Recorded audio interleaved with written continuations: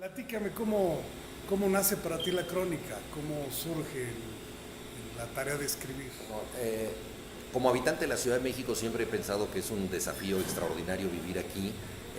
Al mismo tiempo es un gran estímulo y hay muchas cosas que no comprendo, y desde que empecé a escribir crónicas me pareció interesante poder asociarme con algunas de las cosas que pasan en la Ciudad de México. Mi primera crónica fue totalmente accidental, porque en la secundaria yo colaboraba en un periódico, en mimeógrafo que hacíamos los alumnos, que se llamaba La Tropa Loca, y yo escribí ahí una sección de chismes. Entonces yo era un periodista del género rosa, que ahora me parece horrendo, pero pues así debuté, porque además eso me daba pues cierto poder sobre mis compañeros, porque yo hablaba de los romances en curso en el salón, hablaba de las distintas circunstancias que estaban pasando con los maestros. Entonces era pues realmente los chismes de la ciudad.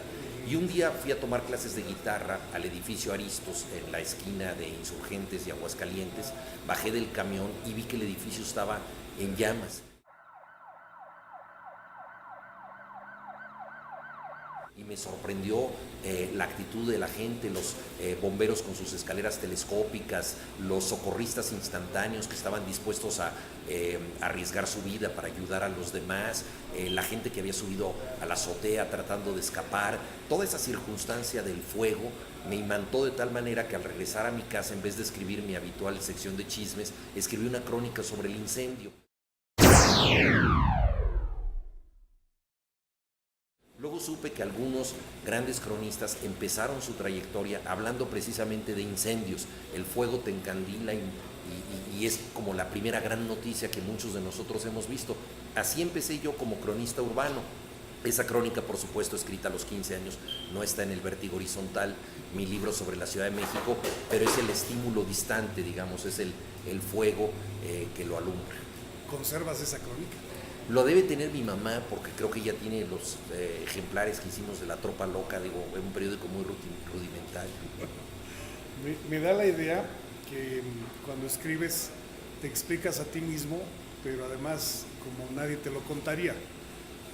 Noto en tu escritura que hay un planteamiento y después viene una explicación, una metáfora. ¿Así te lo planteas o cómo surge la Yo trato de solución? entender la ciudad, pero también trato de entenderme en ella, ¿no? Es decir, muchas cosas que me han pasado por recorrer la ciudad, pues me han permitido de alguna manera saber mejor quién soy, y este libro tiene como varios niveles de aproximación a la realidad, uno muy personal, autobiográfico, donde pues yo hablo, por ejemplo, de un momento en que mi abuela, que había estado recluida durante décadas en los departamentos del Buen Tono, en un momento en que no eran un espacio hipster, sino que eran realmente una vecindad muy degradada, y donde ella se había refugiado y no quería salir, la sacamos a pasear por la ciudad. Entonces ese momento en que sacamos a mi abuela a recorrer la ciudad, pues para mí me permitió conocer a través de sus ojos de otra manera la ciudad, siendo yo niño.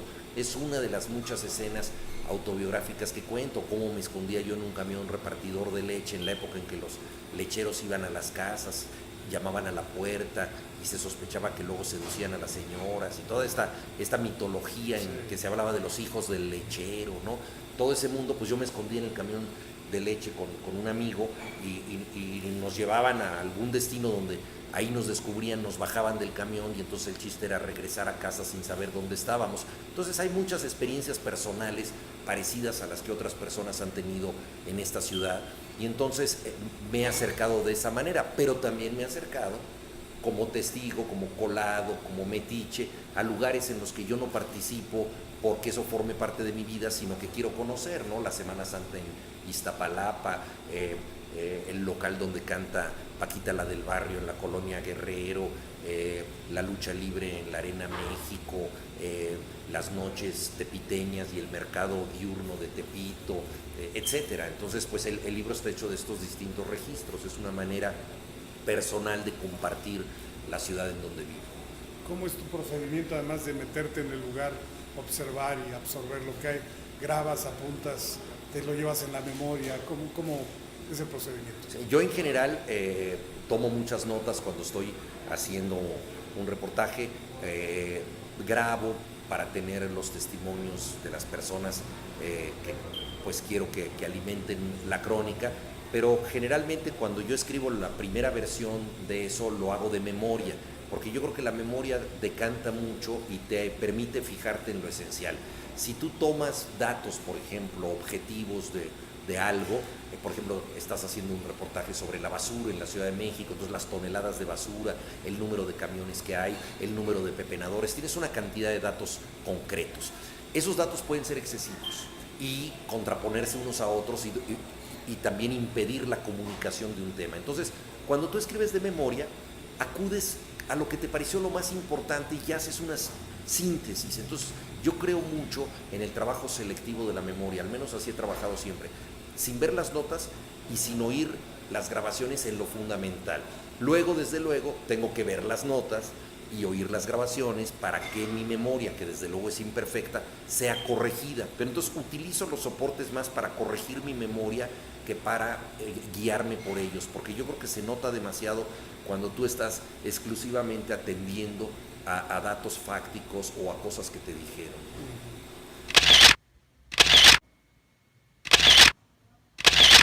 ¿Cómo llegas a las frases a las que llegas? Porque, como te lo decía hace un momento, noto que planteas una cosa y luego le das la metáfora o la analogía o X y queda en una frase como nadie la ha dicho. Yo creo que Bueno, me gusta mucho lo que dices. Yo generalmente estoy como explorando un tema y trato de llegar a una pequeña explicación o conclusión y luego un remate, muchas veces aforístico. Eso es un sello de estilo y es un sello de personalidad, ¿no? De tratar de condensar, sintetizar todo en una última frase, como si fuera un tweet, para decirlo en términos modernos. A mí me gustan mucho los autores de aforismos, pero nunca he podido escribir solo aforismos. Me parece incluso un poco arrogante, ¿no? Decir que esta es una máxima que en unos cuantos caracteres puede condensar la sabiduría. Pero si tú escribes todo un planteamiento y todo, y luego eso es el último remate, pues eso puede ser algo que alguien a lo mejor subraye o que pueda sacar del libro y que sí funcione por cuenta propia. Entonces, efectivamente es un sello estilístico que se ha ido desarrollando, creo que como resultado de una personalidad, no de una voluntad deliberada, sino de la manera de ver el mundo y tratar finalmente de condensarlo en una última frase.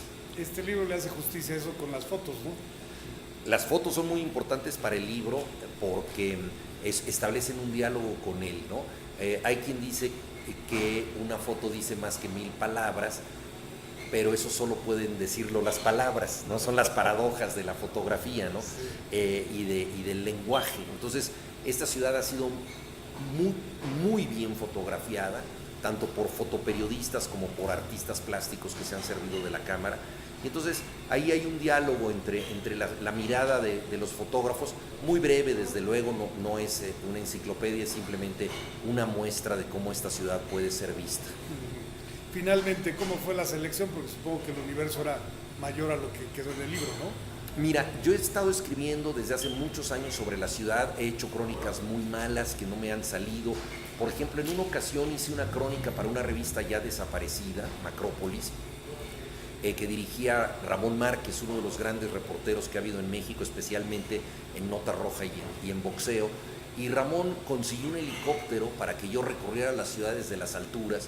Fue un privilegio extraordinario y digamos que en términos de producción ha sido la crónica más costosa que yo he hecho sobre la Ciudad de México, porque tuve un helicóptero a mi disposición, pero la crónica salió mal, no encontré la manera de revelar las ciudades de las alturas, y ese texto es uno de los muchos que tuvieron que ser descartados. Empecé hace unos 8 años a jugar con la idea de escribir un libro. Entonces empecé ya a descartar ciertos textos y a escribir otros en función del libro para complementar un poco las distintas líneas argumentales, porque yo quería que el libro se leyera un poco pues de la misma manera en que recorremos la ciudad, ¿no? O sea, si tomas una línea del metro, pues ese es un recorrido posible. Entonces tú puedes seguir líneas aquí de lectura y distintos ejes temáticos, ¿no? Ceremonias, sobresaltos, personajes de la ciudad, vivir en la ciudad como una autobiografía, lugares, itinerarios. Muy bien. Pues mucho éxito por este libro. Muchísimas gracias por estar conmigo aquí. Te agradezco.